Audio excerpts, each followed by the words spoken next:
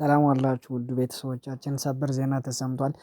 ኢራን በሆርሙዝ ሰርጥ የሚተላለፈውን ከፍተኛ የሆነ የኢንተርኔትเคብል ለማቋረጥ ዝግጁ መሆኗን የተገለጸ ሲሆን በዚሁ ከፍተኛ የሆነ የአሜሪካ የኢኮኖሚ ጫና ላይ እንደምትደርስ የተለያዩ ሪፖርቶች ያሳያሉ።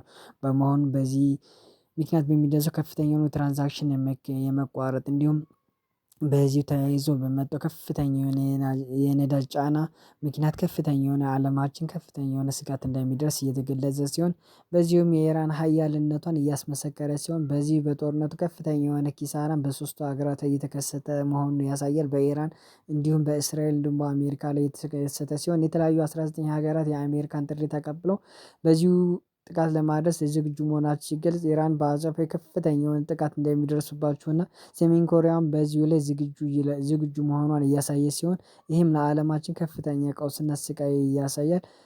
አዳዲስ መረጃ እንዲደርሳችሁ ፔጁን ፎሎ ላይክ ሼር ማድረጋችሁ አይረሳም። መልካም ቀን